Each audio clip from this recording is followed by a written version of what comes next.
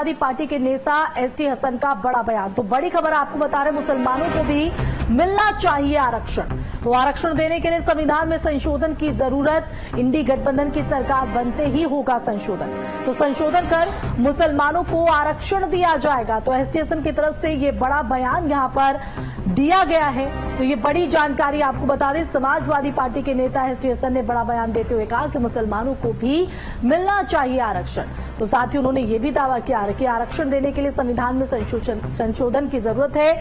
इंडी गठबंधन की सरकार बनते ही ये संशोधन किया जाएगा, जिसके जरिए मुसलमानों को आरक्षण दिया जाएगा। तो समाजवादी पार्टी के नेता एसटी हसन ने आरक्षण को लेकर ये बड़ा बयान दिया है। एसटी हसन ने कहा है कि मुसलमानों को आरक्षण देने के लिए संविधान में संशोधन की जरूरत है और संविधान के पहले पन्ने पर लिखा है कि 80% तक हिंदुओं को आरक्षण मिल सकता है, मुसलमानों को नहीं। तो क्या मुसलमान इस देश का नागरिक नहीं है?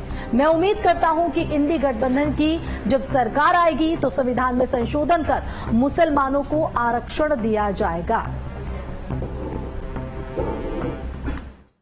अगर 4% रिजर्वेशन किसी ने करा है, किसी सरकार ने करा है, तो इतनी तकलीफ मोदी जी को क्यों हो रही है? क्या देश का मुसलमान इस देश का नागरिक नहीं है? क्या उसने अपना खून देकर इस देश को आजाद नहीं कराया था? वो मुसलमानों को ही टारगेट कर रहे हैं। उनके साथ इस वक्त देश के सिर्फ 20% हिंदू भाई हैं, 80% तो मुसलमानों के साथ खड़े हैं। उन्हें तो बुरा नहीं लग रहा?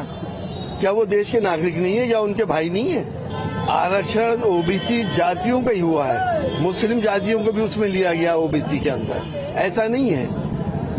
हमारी शिकायत ये है कि अगर एक हिंदू धोबी को आरक्षण मिल सकता है तो मुसलमान धोबी को क्यों नहीं मिलता? ये तो सन 52 से क्या धर्म के आधार पे नहीं है? संविधान ने पहली पेज पे लिख दिया कि हिंदू धोबी को तो आरक्षण है, मुस्लिम धोबी को नहीं है। ये धर्म के आधार पे है या नहीं, आप बता दो। आरक्षण होना चाहिए सोशियो इकोनॉमिक स्टेटस के ऊपर।